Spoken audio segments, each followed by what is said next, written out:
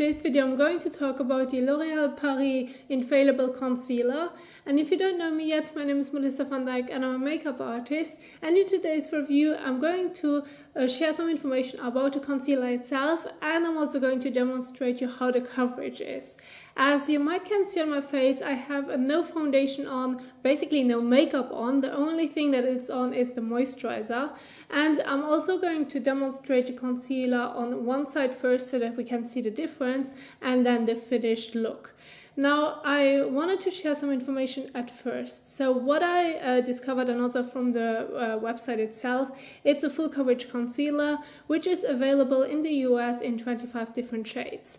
Now here in Europe, it's only available in 20 shades. The reason why is because the European Union has different laws on which color ingredients are allowed rather than the US. The US has like a wide range of what they can put into their products, and the European Union is a little bit stricter with them. So this is why you might not find the same shades in those two areas. The shade that I have right here is 322, which is Ivory, and this is what it says right here on the top. It's pretty light, as I wanted to use it to brighten my under eye area and also use it on top of my eyelid areas, as this is how I normally use a concealer. Now you can also do pick a different shade for contouring, highlighting, or if you have the same shade as your foundation, then you can also use it to cover up any blemishes. Now I only have a very light shade, which I'm only going to use around my eye area, otherwise it can look a little bit weird. Now, when I first got this one, it also will cost you around $13 US, which is pretty affordable. And I'm just wanted to share this review, as I will also believe that some of you who have watched the Infallible foundation video, you know that this ended up very badly. So I just wanted to give you my thoughts on the concealer as well, as it's from the Infallible range. So let's start off with the application. Now this is what the packaging looks like, and I just wanted to show you the applicator as well, as this is similar to the Tarte Shape Tape. It's a very big one that you can use to do the application directly on your face. Now I have one that's Ivory, as I already mentioned, and I also do recommend, and also in most cases, if you are going to pick a concealer and you want to brighten up your under eye area, that you are going to pick 1 or 2 shades lighter than your actual skin tone or foundation shade that you are going to use. Now, as I said, I have no foundation on. I'm just directly going to start off with my eyelid area right here, and I'm going to use a damp sponge for blending, as this will do everything for me. I really like using a sponge with concealers, as it just will do a great job in blending it into the skin. Now first, the reason why I like to use it on top of my eyelids is because if I'm using it on top of my eyelids and underneath, it just will brighten the whole eye area, and it also will act as an eye primer if I'm going to apply some eyeshadow on top. So you don't have to, but I just wanted to show you the major difference on how the concealer performs. Now I'm going to use a little bit underneath, where I have most of my blueness, which is right here, and I'm going to dab it into the skin as well with the sponge. Now I'm going to focus it mainly towards the inner corner, as this is where the darkness is, and then we can see the difference. Now with the coverage itself, it's a mattifying concealer. So the coverage itself, it's great. You don't need a lot of product to get a brightening effect, which I do enjoy. It just can be a bit drying depending on your skin type and under eye area, if it's a drying area or if you have a lot of oil production on there. Now here you can see the difference. And the coverage itself, I really like how it performs. It brightens my eye area. I always like to have a concealer that brightens the eye area, as it feels like it makes me look that I'm not that sleepy anymore. It makes me look way more awake, which I do enjoy, because then my energy itself feels way better. Other than that, I really like the difference. As you can see, there's still some redness and blueness, but here it is nearly gone. Now, to be perfectly with the correcting effect, I would need to have a concealer that has a little bit more a peachy tone in it, or let's say a little bit more of an orangey tone in it. But because this is more the brightening effect, the neutralizing of the colors isn't as effective, as I just would need to color correct it. Otherwise you can't really get rid of it, because the shadow will always be there. And I'm not that type of person that uses a lot of concealer, just because I personally don't feel like needing it a lot, like let's say the triangle thing.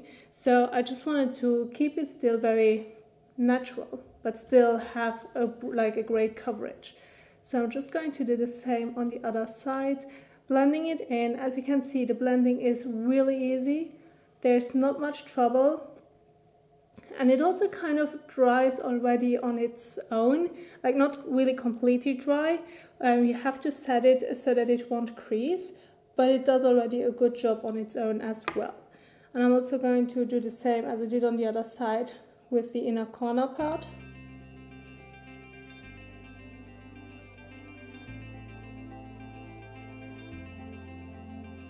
I'm just going to add a little bit more towards this area right here, as this is where the blue and redness is.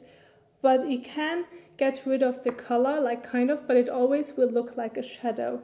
And this is where I would say they have also different shades. They have also more like pinkish undertones, where it also will help you to color correct. But then again, it also depends on your skin tone itself. If you're a little bit like light as I am, then you can't go in with a darker orangey concealer, as then you have to cover it up again with foundation or a skin tone concealer itself. So either way, if you want to get rid of any like major discoloration, you have to color correct. Now this is now the brightening effect. As I said, with the shade that I have, they also say that you can use it for highlighting. So you could use it as a highlighter, but then it would be a mattifying highlighter, but it can brighten as well. And you can also go in with a darker shade and you can use it for contouring or bronzing effect. Now I can't really show you these other steps, as I have the brightest one, which is for the eye area. Or if you want to use a concealer shade that's very true to your actual skin tone, then you can also use it for your blemishes. So it, like with the coverage, with how it feels on the skin, on how it sits on the skin, I really like the effect. I really like the brightening effect. The only thing is that I'm a little bit concerned, like for you guys, because not everyone has the same skin type as I do. I have the T-zone combination skin, so the area around here can be dry, but the T-zone is a little bit more oily. So if you have very dry under eye areas and also eyelid areas, then I definitely wouldn't recommend this concealer, as it is very thick and matte already. So normally when it's matte, it's also a little bit more drying. So if you have oily eyelids, if you have an oily area right here, then I definitely would say go ahead, have fun with it, because then it won't emphasize your dryness.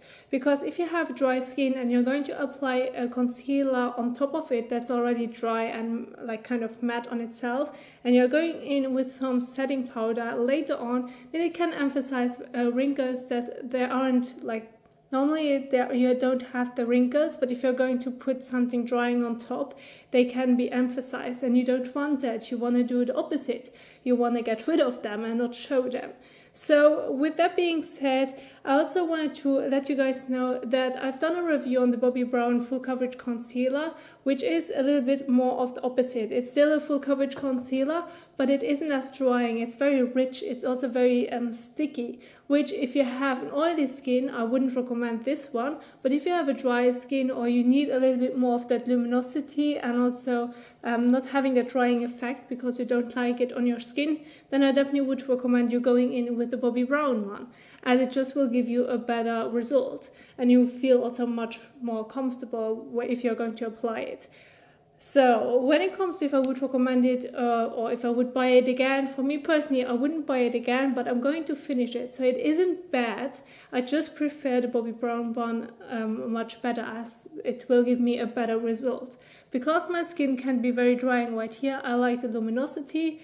I'm not mad at having a matte finish right here, but it's not the way that I'm kind of reaching for. I like to have a little bit more of a healthier looking skin, and this is what the Bobbi Brown one does. So it depends on what finish you're looking for. You either can go matte or a little bit more like shiny. Then I definitely would go in with the matte one, which is from L'Oreal, or a little bit more of luminosity, which is the Bobbi Brown one. So depending on your skin type, you can also ask me if you have any questions. I'm here to help you, give you also some recommendation. I like both of them, but depends on the finish you want.